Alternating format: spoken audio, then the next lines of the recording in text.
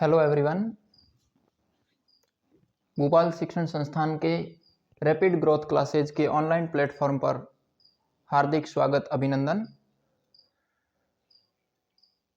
हम बात कर रहे थे इससे पिछले वीडियो में लाभ हानि पर। आज हम लाभ हानि की चौथी कक्षा में प्रवेश करें, जिसमें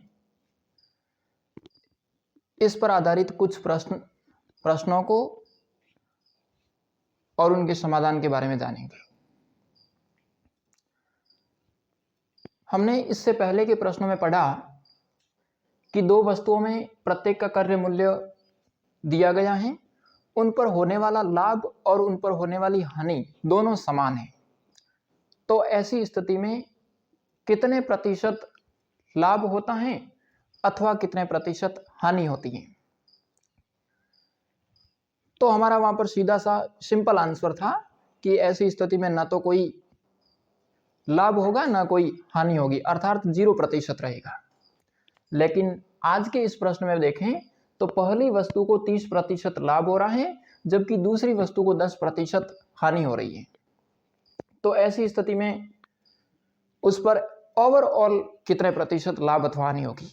अर्थात मेरे कहने का तात्पर्य हुआ कि आज लाभ प्रतिशत और हानि प्रतिशत अलग अलग हैं।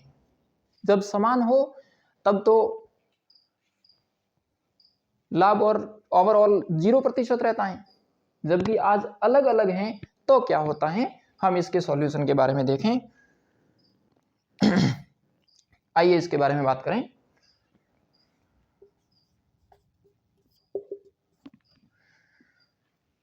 हमने कहा वस्तु का क्रय मूल्य 5800 है। हम हमेशा की तरह 100 मान करके चलें। मान लेते हैं कि हमने उस वस्तु को 100 रुपये में खरीदा। हमारे पास दो वस्तुएं हैं, प्रत्येक का क्रय मूल्य 100 रुपये। मान लेते हैं कि हमने पहली वस्तु को भी 100 रुपये में खरीदा और दूसरी वस्तु को भी हमने 100 रुपये में खरीदा। दूसरी वस्तु को भी हम 100 रुपये में खरीदते हैं। पहली वस्तु को तो मैं 30% प्रॉफिट पर बेच रहा हूं। अब 30% प्रॉफिट का मतलब क्या हुआ, प्लस 30%। 100 का 30% होता कितना है, 30 रुपये। और 100 के हिसाब से टोटल ओवरऑल उसका सेल प्राइस कितनी हो जाएगी, 130 रुपये। दूसरी वस्तु को वहीं पर हम 10% हानि में बेच रहे हैं, मतलब इस पर -10%। तो 100 का 10% 10 रुपये कम, मीन्स ओवरऑल सेल प्राइस हो गई 90 रुपये। यानी एक वस्तु को हम 100 रुपये में खरीद कर 130 में बेच रहे हैं, वहीं दूसरी वस्तु को 100 रुपये में खरीद कर 90 रुपये में बेच रहे हैं। तो देखो जरा यहाँ पर 100 और 100 ओवरऑल उसका क्रय मूल्य कितना हुआ, 200 रुपये बेच रहे हैं। तब ओवरऑल विक्रय मूल्य कितना हुआ, 220 रुपये। तो मुझे बताओ कि मैं 200 में कोई वस्तु खरीदूं और उसे 220 में बेचूं, तब कितना लाभ होता है, 20 रुपये, है ना। और ये 20 रुपये लाभ, हम लाभ प्रतिशत ज्ञात कर रहे हैं, पता है ना हमें। तो लाभ प्रतिशत के बारे में हमारा ओवरऑल प्रॉफिट हुआ 20 रुपये, किस पर हुआ, 200 पर हुआ। और इंटू 100 कर लेंगे तो एक जीरो से एक जीरो कैंसिल हुआ, इस जीरो से ये जीरो कैंसिल हुआ, 2 से 2 कैंसिल हो गया एक बार, और 1 का 10 से मल्टीप्लाई करेंगे तो 10%, ये हमारा लाभ आ जाएगा, है ना। तो यहां पर हमने क्या देखा कि हमें ओवरऑल 10% लाभ हो रहा है। तो ऐसी स्थिति हो ना जब भी इस प्रश्न में, तो बस हम इस बेसिक कॉन्सेप्ट को फॉलो करेंगे, हमारे प्रश्न का उत्तर आ जाएगा। यहाँ पर हमारे प्रत्येक वस्तु का विक्रय जैसे क्रय मूल्य 5800 रुपये लिखा है, तो इस चीज से कोई तात्पर्य नहीं रहता है। यहाँ 5800 लिखो, कोई और लिखो, है ना, किसी भी प्रकार की कोई संख्या लिखो, चलता है, क्योंकि हम 100 के मेथड से कर रहे हैं, हमारा फाइनली आंसर हमें प्राप्त हो रहा है, कोई दिक्कत नहीं है। इसी टाइप के तो प्रश्न समाप्त हो गए। अब आप एक दो इस पर आप ही एक्सरसाइज करके देख लेना। मैं इसके अगले टाइप पर आ जाता हूं, तो हम अगला प्रश्न देखें जो नेक्स्ट टाइप का है। हाँ, तो आइए देखें, हमारा नेक्स्ट क्वेश्चन है जो लाभ हानि के अगले टाइप पर आधारित है। इसमें लिखा है दो वस्तुओं में प्रत्येक का विक्रय मूल्य 5800। अब इन संख्या को 5800 मानिए, कोई भी, जैसे मैं 2880 लिख लेता हूं कि वह संख्या 2880 रुपये में उसको बेचा जाता है। पहली वस्तु को 20% लाभ और दूसरी वस्तु को 20% हानि पर बेचा जाता है। पूरे सौदे में कुल कितने प्रतिशत लाभ अथवा हानि हुई। तो ओवरऑल हमें इसमें कितने प्रतिशत लाभ हो रहा है अथवा कितने प्रतिशत हानि हो रही है, थोड़ा सा जरा विचार करें। तो हमने इससे पहले क्रय मूल्य में बात की थी, उस क्रय मूल्य में भी हमने देखा कि एक जगह जहाँ 20% लाभ हो रहा है 20% ही हानि हो रही है। तो हमने कहा कि अगर ऐसी सिचुएशन हो तो वहाँ ना कोई प्रॉफिट होता है ना कोई लॉस होता है। लेकिन उसके जस्ट अगले टाइप में हमने बात की तो हमने कहा कि प्रतिशत लाभ प्रतिशत अलग है, हानि प्रतिशत अलग है। तो हमने उसे बेसिक कॉन्सेप्ट से सॉल्व कर लिया था। यहाँ पर प्रत्येक वस्तु का विक्रय मूल्य 2880 है, क्रय मूल्य कितना है हम नहीं जानते हैं। उस वस्तु का विक्रय मूल्य 2880 है, वो भी क्या लिखा है, दो वस्तुओं में प्रत्येक का विक्रय मूल्य 2880 है। दोनों का विक्रय मूल्य, जब हम उसके विक्रय मूल्य की बात करेंगे ना तो हमें ओवरऑल 2880 रुपये मिलेगा प्रत्येक वस्तु का। वहीं पर पहली वस्तु को 20% लाभ, मेरे कहने का तात्पर्य हुआ कि जब हम किसी वस्तु को किसी रेट पर खरीदें और उसे 20% लाभ पर बेचेंगे ना तो हमें 2880 रुपये मिलेंगे। वहीं पर मैं दूसरी वस्तु को किसी भी रेट पर खरीदूं और उसे जब 20% हानि पर बेचूंगा ना तो मुझे 2880 रुपये मिलेंगे। तो ऐसी स्थिति में हमारा टोटल लाभ और हानि प्रतिशत कितना है। जब आप ऐसे करते हो, ऐसी कंडीशन में आपका लाभ हानि प्रतिशत कितना होगा, यहाँ पर भी हम बेसिक कॉन्सेप्ट से उसको सॉल्व करेंगे हम।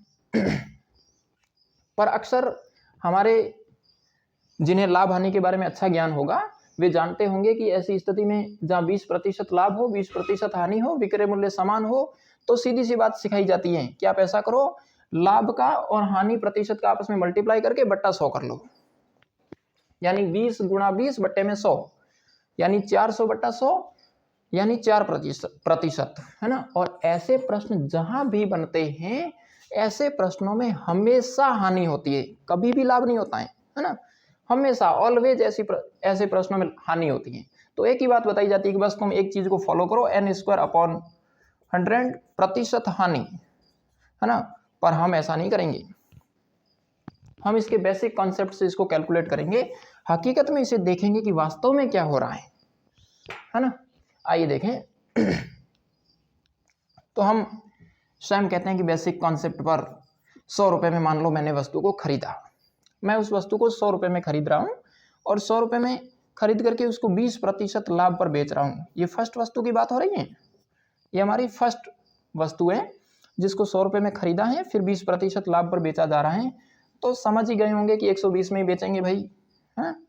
और जब हम उसको दूसरी वस्तु को भी 100 रुपये में खरीद रहे हैं और उसे 10% हानि पर बेचेंगे तो वो वस्तु बिक जाएगी कितने में, सॉरी 10% नहीं है यहाँ पर 20% है, 20% लाभ हानि पर बेचेंगे तो वो वस्तु हमारी ओवरऑल बिक जाएगी 80 रुपये में। अब तो आप कहेंगे कि भाई यहाँ पर विक्रय मूल्य समान है, बात तो क्रय मूल्य की हो रही है।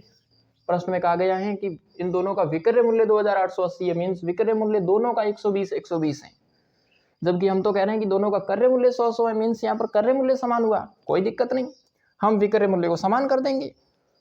हमने गणित में अच्छी तरीके से पढ़ा है, जाना है कि किसी भी जहाँ दो पक्ष की बात हो रही हो तो दोनों पक्षों में समान संख्या से गुणा किया जाए अथवा समान संख्या से भाग दिया जाए, ऐसी स्थिति में उसमें कोई परिवर्तन नहीं होता है।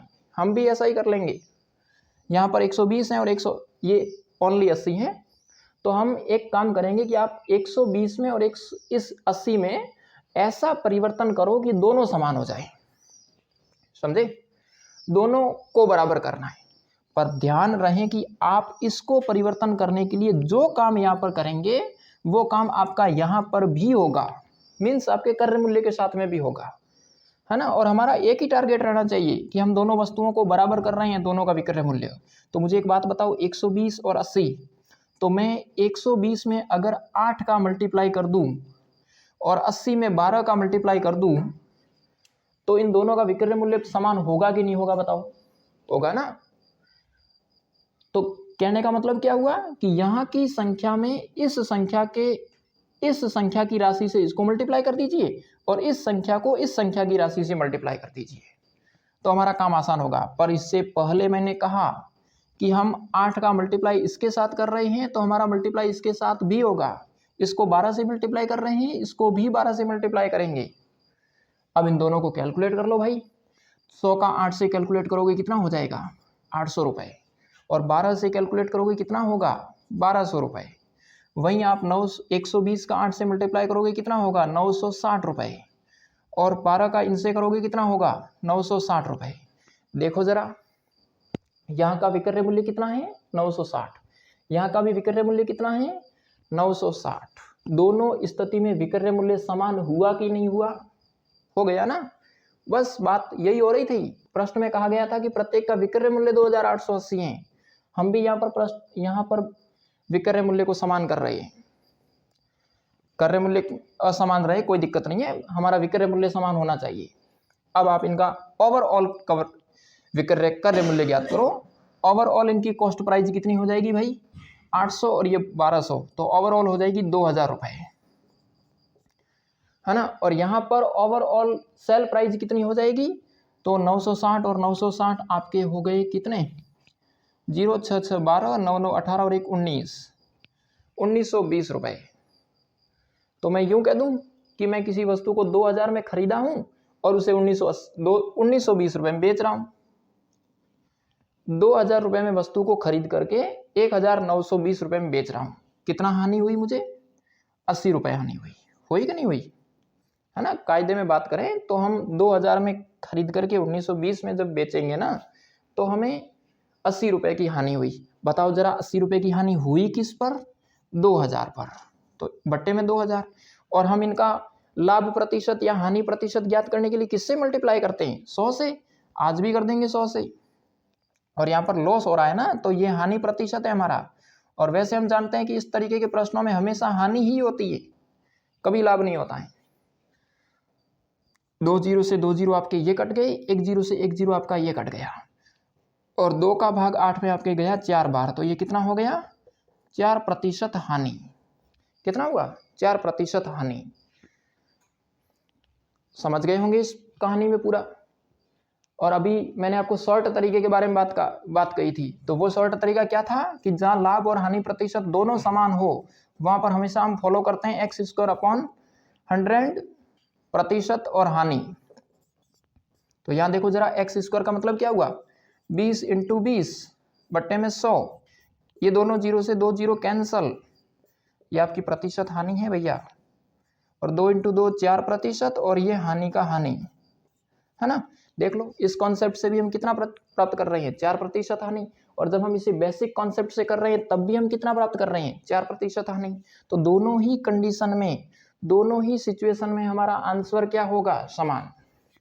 तो बस इसके बारे में इतना ध्यान रखना है, जहां वस्तु का विक्रय मूल्य 2880 मीन्स समान हो, लाभ हानि प्रतिशत हो, हम बेसिक कॉन्सेप्ट से करेंगे। एक टारगेट रहेगा कि हम उसके विक्रय मूल्य को समान कर देंगे, और जैसे ही विक्रय मूल्य को समान करके इसको कैलकुलेट करेंगे तो हमारा निश्चित रूप से जो भी प्राप्त होगा हानि में होगा, है ना।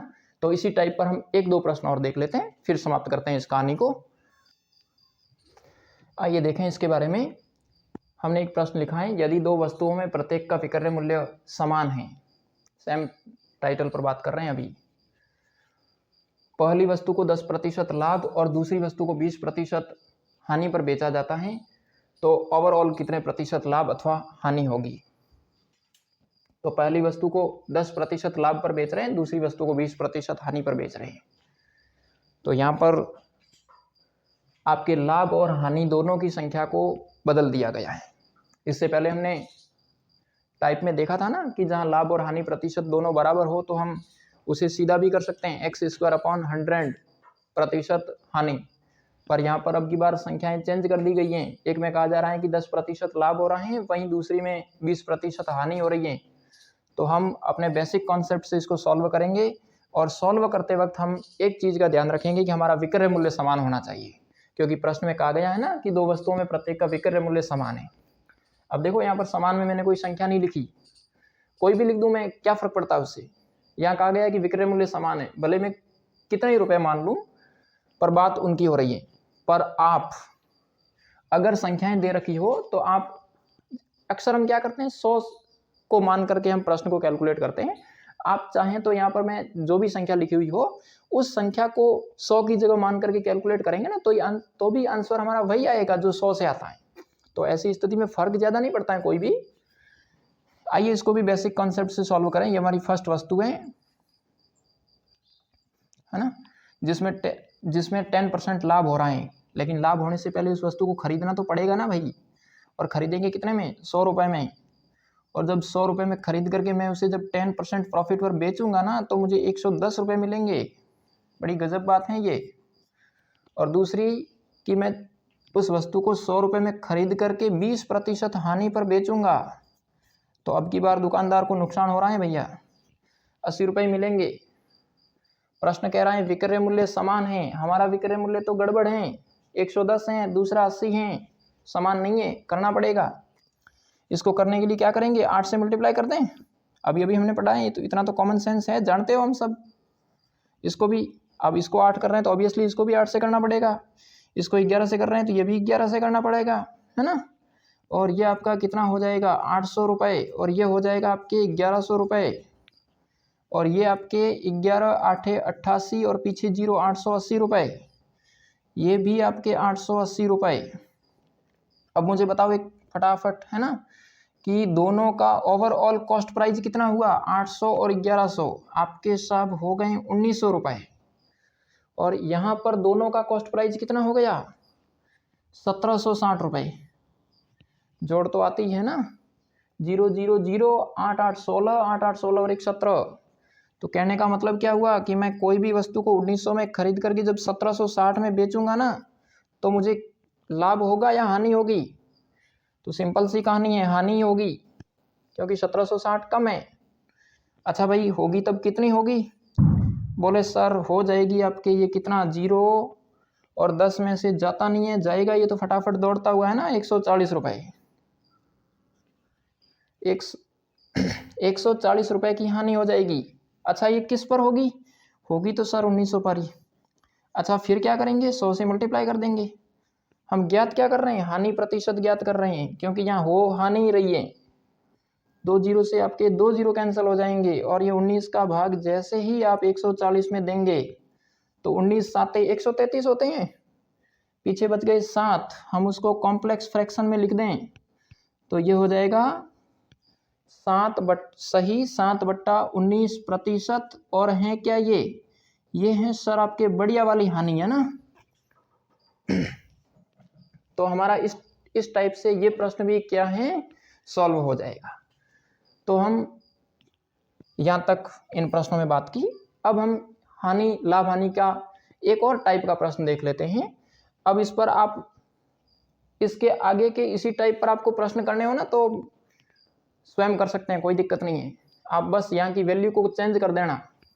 एक बार आप यहाँ से 20% लेकर के देखो, एक बार यहाँ 10 ले लो, है ना। दूसरी बार आपको और इंटरेस्ट आ जाए बढ़िया सा, है ना, तो यहाँ 20 ले लेना, यहाँ 30 ले लेना। और इसे बार बार जब कैलकुलेट करेंगे ना, हमारी प्रैक्टिस बहुत अच्छी बन जाएगी इसमें। और जब अच्छी प्रैक्टिस बन जाएगी तो उसके बाद में गणित में सारा काम आसान हो जाएगा, फटाफट हम प्रश्नों को कैलकुलेट कर लेंगे। तो आइए अभी हम अगले टाइप को देखें। हाँ आइए देखें हम प्रश्न के अगले टाइप में। दो वस्तुओं का विक्रय मूल्य क्रय मूल्य 19,500 रुपये हैं। पहली वस्तु को 4% लाभ व दूसरी वस्तु को 9% हानि पर बेची गई, जिससे पूरे सौदे में दोनों वस्तुओं का विक्रय मूल्य समान हो जाता है। बताओ 4% लाभ पर बेची गई वस्तुओं का क्रय मूल्य क्या होगा। ये प्रश्न थोड़ा अलग टाइप का है पर बड़ा है सिंपल, है ना। हम इसमें थोड़ा सा प्रयास करेंगे तो आराम से समझ में आ जाएगा। यहाँ पर क्या बात कही जा रही है भैया, यहाँ कहा जा रहा है कि दो वस्तुओं का क्रय मूल्य 19,500 रुपये है। दो वस्तुओं का क्रय मूल्य जो है वो 19,500 रुपये है। पहली वस्तु को 4% लाभ पर बेच रहे हो, वहीं आप दूसरी वस्तु को 9% हानि पर बेच रहे हैं।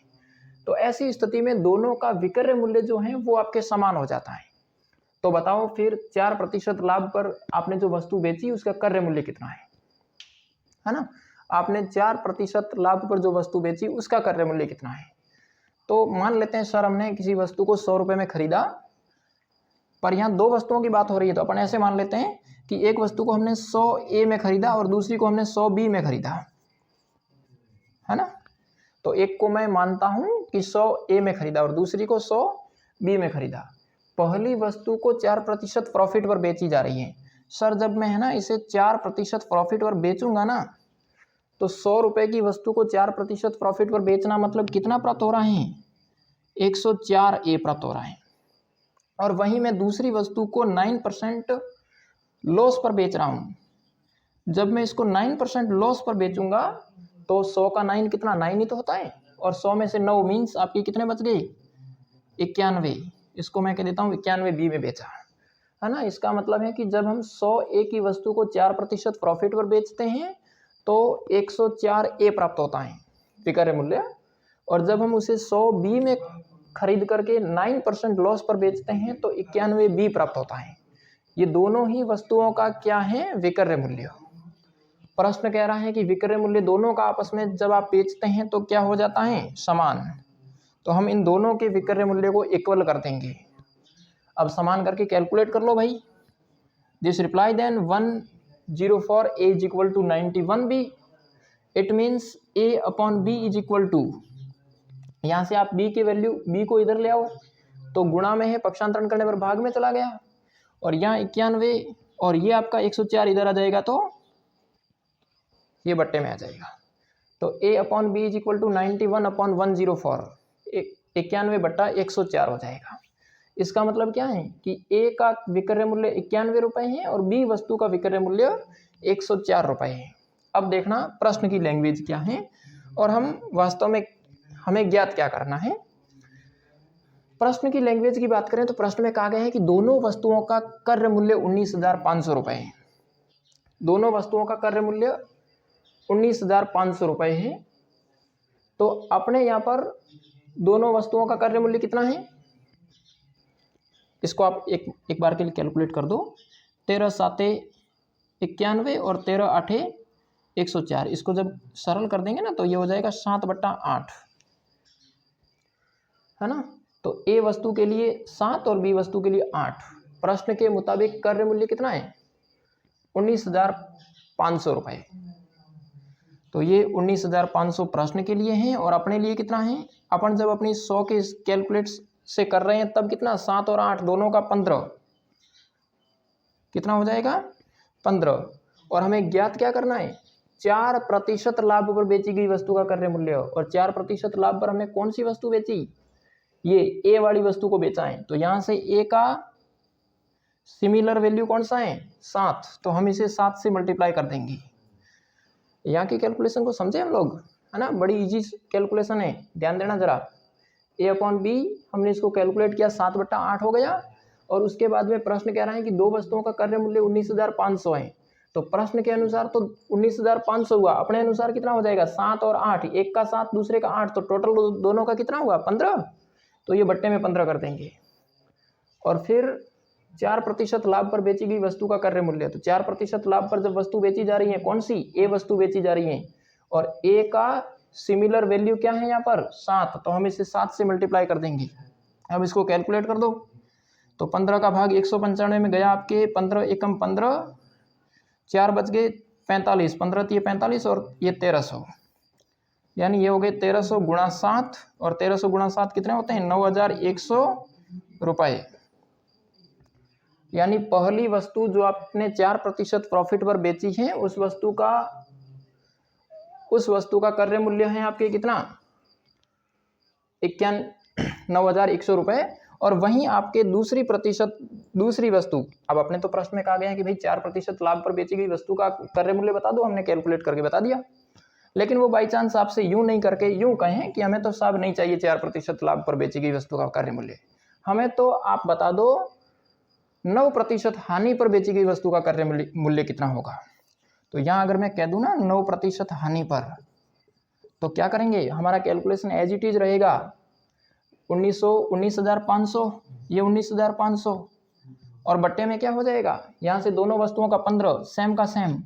अभी हमें ज्ञात क्या करना है, 9% हानि पर। तो देखो जरा 9% हानि पर किस वस्तु को बेच रहे हैं हम, B वस्तु को बेच रहे हैं, और B वस्तु का सिमिलर वैल्यू क्या है यहाँ से 8, तो हम इसे 8 से मल्टीप्लाई कर देंगे, समझे।